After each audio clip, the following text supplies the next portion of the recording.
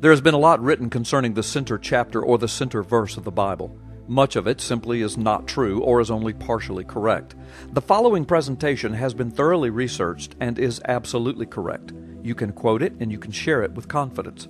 Plus, there is information in the video that is absolutely exclusive to this presentation. The chapter and verse divisions of the Bible were not included in the original writings. Most scholars agree that the chapter divisions as we now know them were employed in the early 1200s AD. The current verse numbering system was probably employed in the middle 1500s AD. The first Bible printed in English to use both chapters and verses as we now know them was the Geneva Bible, published around 1560 AD.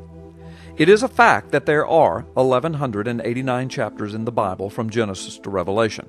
This, of course, would not be so in the Catholic version of the Bible, which includes other books, but in the evangelical or Protestant canon of Scriptures, there are 1,189 chapters.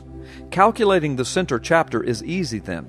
It is the chapter that falls right after the 594th chapter from the beginning. You would then come to the absolute middle chapter of the Bible.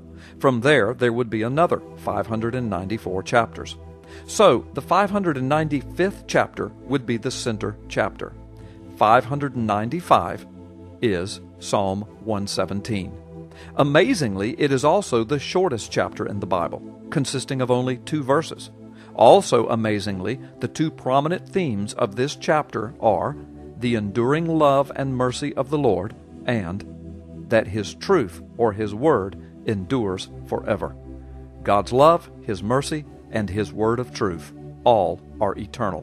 What a message from the center of God's heart to the center of His written word. But the surprises don't stop there. While 117 is the shortest chapter in the Bible and the absolute center of the Bible, Psalm 119 happens to be the longest chapter in the Bible, consisting of 176 verses. Psalm 119 is also the most unique chapter in the Bible, since the entire chapter is written in acrostic form, utilizing all 22 letters of the Hebrew alphabet. Additionally, the supernatural nature of this chapter is indicated in that the number of verses, 176, adding the digits together produces the sum of 14. 14 is 2 times 7. 7 is the number of God's perfection and completion.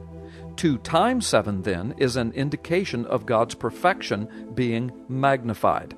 Additionally, since 176 is an even number, 88 plus 88 equals 176, then the middle of this equation would encompass verses 88 and 89. What do they say? The middle of Psalm 119 says, "Quicken me after thy loving kindness, so I shall keep the testimony of thy mouth. Forever, O Lord, thy word is settled in heaven." So 117 is the middle of the Bible. It is also the shortest chapter in the Bible. 119 is the longest chapter in the Bible. And in between chapters 117 and 119 is chapter 118. 118 is exactly in the middle between the shortest and longest chapters in the Bible. The theology of Psalm 118 is amazing. In verse 1, it declares that the Lord's love endures forever and that we should be grateful for this. In verse 14, it declares that the Lord Himself has become our salvation. In verse 22, Psalm 118 declares that salvation is the cornerstone of our life, or God's heart.